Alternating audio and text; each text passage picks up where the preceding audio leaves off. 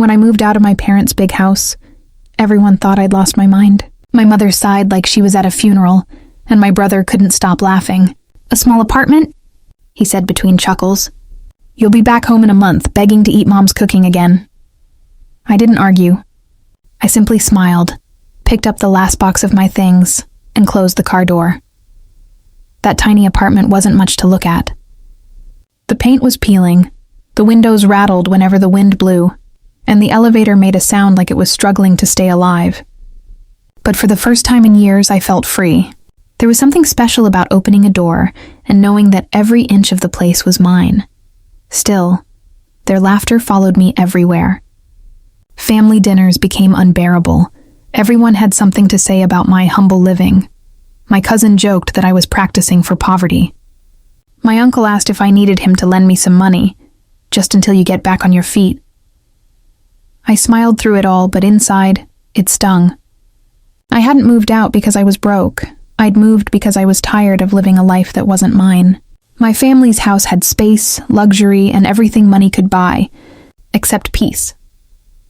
My father used to say, "Success is having more than others," but I wanted something different. I wanted purpose. The first few months in that small apartment were hard.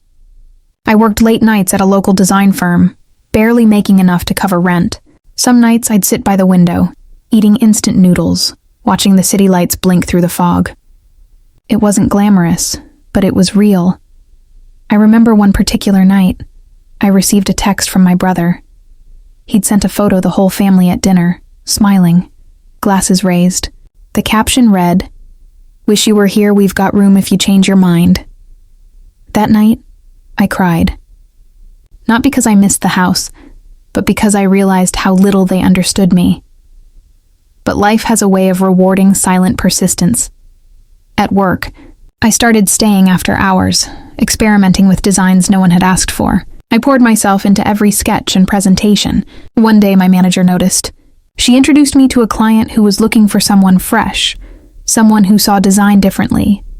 That client turned out to be a major investor in luxury real estate. He gave me a chance most people only dream of. Months passed. Projects grew. My designs began to appear in magazines. My name started to circulate quietly in the background of big architectural conversations. I still lived in that same apartment, the one my family mocked, but now it had become my creative studio. It was my cocoon. And when I finally saved enough, I didn't buy a car or new clothes. I bought land. That land became a project I worked on in silence for nearly 2 years. Every sketch, every stone, every beam designed by my own hands. I didn't tell anyone. I wanted to build something that spoke louder than words ever could. Then one day, I received a message from my mother. "Your father's turning 65. We're having a family reunion next week. You should come, it's been too long." I hesitated. It had been too long. But something inside me whispered, "It's time."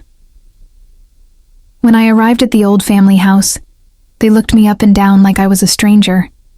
My brother smirked and said, "Still in that apartment, huh? We thought you'd have upgraded by now." I just smiled and said, "Actually, I did." He frowned. "Really? Where?" "You'll see," I said softly. I left the dinner early that night, with my father's old words echoing in my head. Success is having more than others. Maybe, but sometimes it's about showing those who laughed that silence builds the loudest triumphs.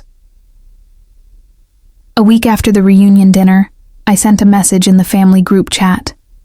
It was short, polite, and simple, just like the life I had built for myself. "Hi, everyone. I'd love to host a family lunch this weekend. There's something I'd like to show you all. Bring your appetite, and maybe a little patience for a surprise." My brother reacted with a laughing emoji. My mother replied with a hesitant, "Of course, dear." My father didn't respond at all.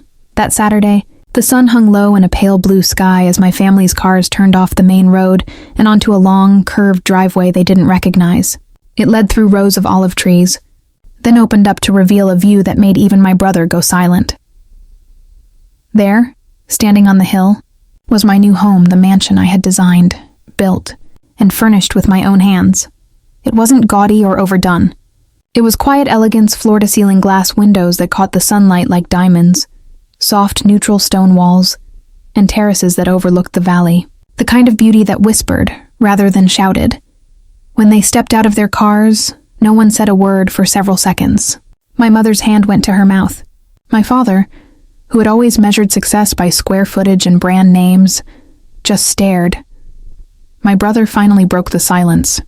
"Wait, this is yours?" I smiled, every inch of it. They followed me through the front doors, which opened to a sunlit foyer. Polished marble floors reflected soft light. There were no golden chandeliers, no unnecessary luxury, just calm, thoughtful design. Every piece of furniture told a story. Every corner carried intention. As they wandered through the halls, their laughter, the kind that once mocked, turned into hushed awe. My father paused by the glass wall overlooking the gardens and said quietly, "You built this?" "Yes," I replied. "Every design, every detail. I started from that little apartment you all laughed about." My mother blinked back tears. "We didn't know you were doing all this." I smiled softly. "That's because I didn't need anyone to know. I just needed to believe in myself, and in the silence that hard work brings." I took them to the backyard next, where a wide infinity pool shimmered in the sunlight. Beyond it, the city stretched out in the distance, the same city I once watched from a tiny apartment window, dreaming of this moment. My father turned to me then, his expression unreadable. "I remember telling you success is having more than others," he said slowly. "But maybe success is having peace." That was the first time I had ever heard humility in his voice. My mother squeezed my hand. "You must have been so lonely in that apartment, dear." "I was," I admitted. "But it was a good kind of loneliness. It gave me space to grow, to build something I could call mine."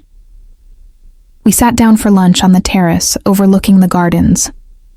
The air smelled of rosemary and sun-warmed stone. For the first time in years, there was no tension, no judgment, only quiet pride. Halfway through the meal, my brother set down his fork and said, "You know, I thought you were running away, but I see now you were just starting over." I smiled at him.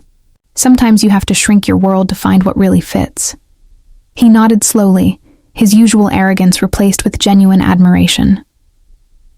As the afternoon drifted on, my father asked if he could see my office. I led him to a simple room, bright, airy, and filled with sketches pinned to the walls. Designs for future projects, blueprints, concept art. He stood there for a long time, then turned to me and said, "You did this all without anyone's help." "I did it with faith," I said quietly. "And a lot of patience." He gave a small, almost sheepish smile, one I'd never seen before. "I'm proud of you." Those 4 words felt like sunlight breaking through years of cloudy skies. Later that evening, after everyone had left, I stood on the balcony alone. The laughter of my family still echoed faintly from the driveway as their cars disappeared down the hill. I watched the sky turn gold and thought about how far I'd come from the cracked walls of that tiny apartment to this place of serenity and strength. I realized then that success isn't about proving people wrong. It's about proving to yourself that you were right to believe. The apartment they laughed at had been my foundation. The mockery had been my motivation. And the silence, my greatest teacher. When I finally sat down that night, a cup of tea in hand, I sent one last message in the family chat. "Thank you for laughing when I left. It helped me build something worth coming home to." My mother replied almost immediately, "We're the ones coming home now, sweetheart." And for the first time, her words felt true.